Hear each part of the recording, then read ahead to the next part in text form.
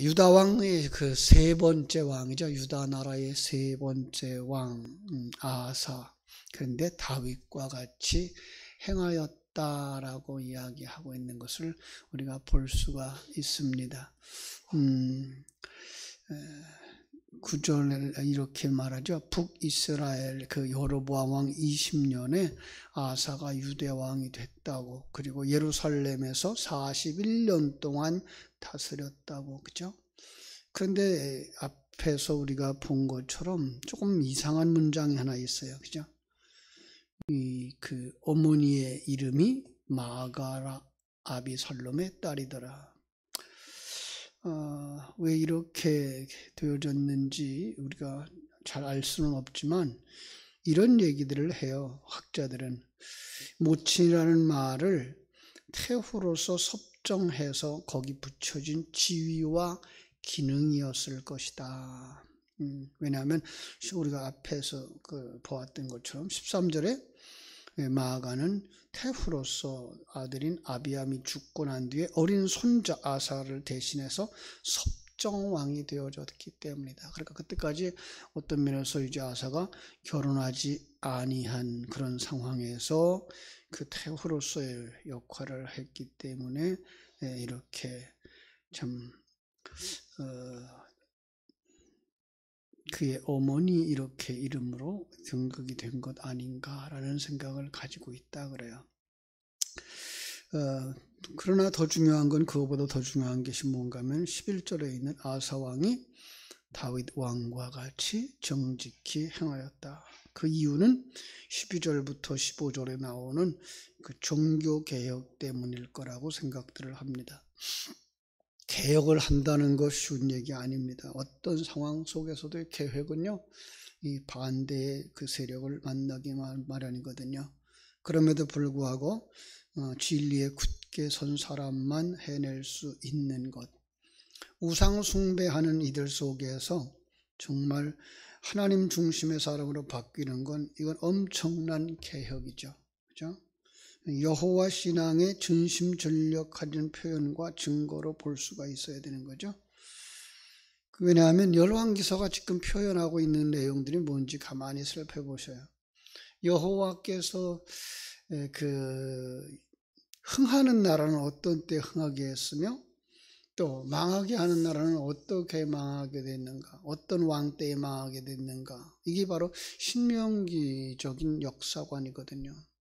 하나님이 함께 하시는 사람들, 그러니까 하나님을 전심전력해서 섬기는 사람들, 그 문장으로 말하면은 율법을 지키는 사람들은 흥하게 했고, 우상을 숭배하는 사람들은 망하게 했다라고 하는 부분이거든요. 그래서 또 볼 수가 있어요. 남색하는 자를 그 땅에서 쫓아내고 그의 조상들이 지은 모든 우상을 없앴다. 단순한 동성연애자가 아닌 음란한 이교의식에 동원되어졌던 이러한 남창들을 이야기하는 거죠. 그래서 그는 그것들을 다 쫓아냈다. 참 요즘 들어서 평등화법 이렇게 이야기를 하면서 이 동성연애를 합법화해가는 시대가 됐어요. 말이 안 되는 시대를 지금 정치하는 사람들이 누구를 의식해서 이러한 나라를 만들려고 하는지, 세계 곳곳에 이런 일들이 일어나고 있고 우리나라도 자꾸만 그쪽으로 가고 있는데, 이럴 때에 정말 아사와 같은 지도자가 필요하지 않을까라는 생각을 가지게 됩니다. 또 13절, 그의 어머니 마아가가 혐오스러운 아세라상을 만들었으므로 왕 후에 태후의 위를 폐하고 그 우상을 찍어 기드론 시내가에 불살랐다, 이렇게 말하고 있는 것을 볼 수가 있습니다. 그죠? 어머니라고 되어져 있는, 그죠? 할머니의 태후의 자리를 폐위시켰다. 이거 쉬운 얘기 아니죠. 얽매기 쉬운 그 사사로운 혈통상의 정분이라고 말할 수도 있습니다만은 그것은 쉬운 얘기가 아니에요. 가족의 일을, 그리고 가족을 그 자리에서 끌어내릴 수 있었다고 하는 것은 엄청난 도전이었죠. 오직 하나님 앞에서 진리를 수호하겠다고 하는 그러한 결단이 없으면 그걸 할 수가 없는 거죠. 이런 면에서 아사왕의 태도는 우리가 본받아야 할 거죠. 신약성경 마태복음에도 이런 이야기가 있죠. 아버지나 어머니를 나보다 더 사랑하는 자는 내게 합당하지 아니하고 아들이나 딸을 나보다 더 사랑하는 자도 내게 합당하지 아니하며 자기 십자가를 지고 나를 따르지 않는 자도 내게 합당하지 아니하다. 여기서 정말 이 세상의 부모, 이 세상의 자녀를 하나님보다 더 사랑하지 말아라는 문구는 아니죠. 그죠? 하나님 사랑하지 말라는 얘기 아니에요. 이 말은 뭐예요? 그것이 삶의 중심이 되면 하나님도 어디로 간다? 내 밖으로 나간다. 그러면 이건 굉장히 중요한 거예요. 그 사람의 생명이 하나님의 생명이냐, 세상 가치관과 윤리 도덕에 얽매여 있는 사람이냐. 사람들이 보기엔 아무리 훌륭하게 부모를 잘 섬기는 사람, 자식들을 잘 키운 사람이라고 할지라도 그것이 그 인생의 중심이 되어질 때 하나님은 난 네가 원치 않아. 난 너를 원치 않아. 버리신다는 거죠. 그죠? 마가는 태후로서 국가 정책에 영향을 행사했을 것이었지만은, 그죠? 아사는 그것을 과감하게 폐위했어요. 그 사람의 마음의 중심에 누가 있어서 그래요? 하나님이 있어서 그래요. 종교개혁을 할 수 있었던 거죠. 왕권 회복이라고 하는 다양한 의미를 거기다 부여할 수가 있는 거죠. 그 할머니 자리만 폐위시킨 게 아니라 이제 아세라 우상을 찍어서 기드론 시내가에서 불살라버렸다라고 하는 것을 아주 강하게 강조하고 있는 모습을 볼 수가 있습니다. 그렇죠? 한편에 솔로몬 말기 왕실에도 우상 숭배 신당이 몰려 있었던 산이 바로 이 기드론이거든요. 산당을 남긴 일은 그런데 불구하고 다 산당까지 폐위시키지 않았어요. 석연치 않죠, 그죠? 산당이 심각한 우상 숭배로 간주되어져야만 되는데 불구하고 실제 그렇게 하지 못한 것, 그건 그 전에 산당에서 여호와를 경배하는 일들이 있었기 때문인 것 같아요. 그런 것들을 참고를 해본다 그러면 그렇게 아주 건물이 중요하냐? 그 속에 들어가서 예배하는 자들이 중요하지. 그들의 중심이 우상 숭배하느냐, 하나님을 경배하느냐의 차이지, 그것이 무엇이 중요하냐라고 생각을 했던 것이죠. 맞죠? 그러나 그럼에도 불구하고 지금 열왕기서에서는, 구약 성경에서는 산당들의 이미지는 그렇게 좋지 않아요. 그들에게서 오직 하나님을 만나는 제단은 어디여야 돼요? 예루살렘이어야 되는 거죠. 그런 면에서는 좀 깨끗하지 못한 이런 면을 볼 수가 있습니다. 자, 그의 삶에 있어서 일어났던 많은 일들, 그것은 전쟁이었죠. 16절부터 22절까지 보면은요, 아사와 이스라엘 왕 바아사 사이에 일생 동안 전쟁이 있었다. 1절로 8절에서도 그 말씀을 드렸어요. 그죠? 일생 동안 전쟁이 있었다. 이건 뭘로 보자고요? 옛사람과 새사람의 갈등. 그죠? 이거를 이렇게 전쟁했던 역사적 사건을 계시의 그릇으로 사용하고 계시는 하나님이다. 왜 바사가 이 아사를 계속 공격하고 그랬을까요? 전쟁하기 했던 이유 중에 하나는 그 북이스라엘 사람들 가운데 뭘 열망하는 사람들이 있어요. 예루살렘 제사, 예루살렘 예배, 예루살렘 순방, 이것이 성지순례처럼 생각되어지는 거죠. 오늘날 그 남쪽으로 자꾸만 내려갔거든요. 그러니까 신앙적인 그 중심을 잃어버릴까봐. 또 하나는 여전히 그 10지파의 북쪽 이스라엘은 남쪽 지파를 정복하려고 하는 그런 야욕이 있었기 때문이죠. 우리 속의 옛사람은요, 아직도 어린 우리의 그 새 사람의 신앙을, 그죠? 이스마엘이 이삭을 괴롭힌다고요. 계속 공격한다고요. 우리는 그거를요, 전쟁으로 보지 못하고 그것을 가지고서 그냥 그 속에서 화평하려고 하는 사람들이 많아요. 좋은 게 좋지, 이렇게 가버려요. 신앙생활을 오래 했다고 하는 분들의 중심에가 그런 게 있어요. 제가 전에도 아픈 얘기를 한번 했습니다마는, 참 좋은 분이셨는데, 은퇴한 후에 참 캄보디아에 가서 한 3년 동안 이렇게 선교지에서 파송했던 선교사를 도우면서 거기서 활동하다가 오셨던 목사님을 중간에 만났는데, 그 목사님은 그래요. 나는 은퇴한 다음에 내 신학의 폭이 넓어졌어, 그래. 무슨 얘기냐고 그랬더니, 거기에 세운 신학교에 수녀도 와서 공부하고 스님들도 와서 공부하는데, 그분들과 교제를 하면서 신학의 폭이 넓어졌다는 거예요. 저는 그랬죠. 저는 오히려 신학의 폭이 좁아졌어요. 저는 중국사회 선교 사역을 하면서 신학의 폭이 좁아졌어요. 이거는 아니고로 전 더 많이 말하게 됐어요. 왜요? 신앙은 다 포용하고 가는 게 아니야. 신앙은 예수 외에는 길이 없다로 가야지. 그 예수 외라고 하는, 예수 믿는다고 하는 말이 무엇인가가 더 분명하게 드러나야 되고, 그게 생명이 되어져야지. 세상 사람들처럼 어울리기 좋아해서 중들과도 어울리고 천주교의 신부들과도 어울리면서 다 같은 거야, 다 같은 길로 가는 거야, 이러고 갈 거냐 이 말이에요. 아니죠. 여러분, 우리는 옛사람의 유혹을 뿌리칠 수 있어야 돼요.